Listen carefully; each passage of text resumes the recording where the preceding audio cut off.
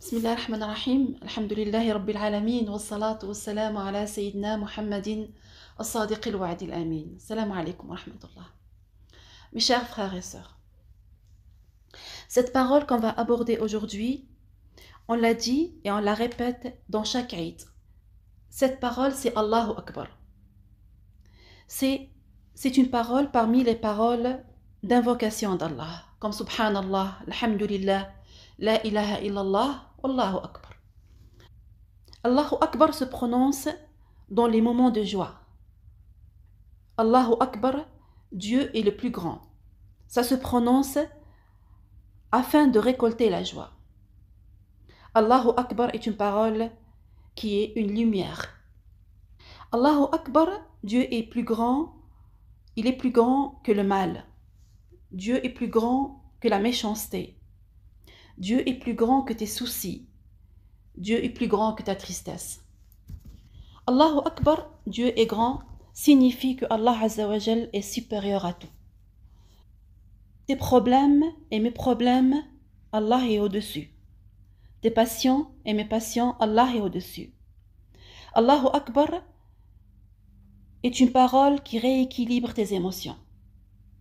Allahu Akbar, Dieu est grand, te permet de savoir qui mérite ton cœur, qui mérite ta vie, qui mérite que tu l'invoques jour et nuit. Allahu Akbar, Dieu est grand. Allahu Akbar, Dieu est plus grand que n'importe quelle créature. Imagine, il y a un ange, sa tête est près du trône du miséricordieux et son pied est sur terre. Ça, c'est sa créature. Il est créateur, subhanahu wa ta'ala. Il est comment? Allahu Akbar est une parole de joie. La joie est entre nos mains. Allahu Akbar, Dieu est grand. Il est plus grand que n'importe quelle créature qui occupe tes pensées maintenant. Allahu Akbar, Dieu est grand que n'importe quel ennemi qui te fait peur. Allahu Akbar, Dieu est plus grand que ton ego.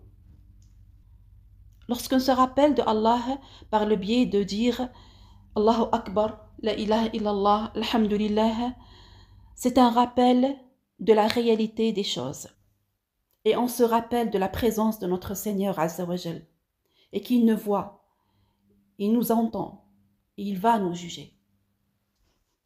C'est pour ça, le prophète alayhi salatu wassalam dit, celui qui se lève le matin, et son plus grand souci, c'est ce monde si bas, Dieu dispersera ses affaires. Et il ne va voir que sa pauvreté, c'est-à-dire il s'intéresse ou il focalise que sur ce qui lui manque dans cette vie. Et il aura de ce monde que ce qui a été écrit pour lui. Et celui qui fait que son intérêt c'est l'au-delà, Dieu rassemblera ses affaires. C'est-à-dire il n'est pas dispersé entre mille et une choses. Et le monde viendra à lui et Dieu placera sa richesse dans son cœur. C'est-à-dire ton cœur est rempli. Ta richesse n'est pas dans ton compte bancaire.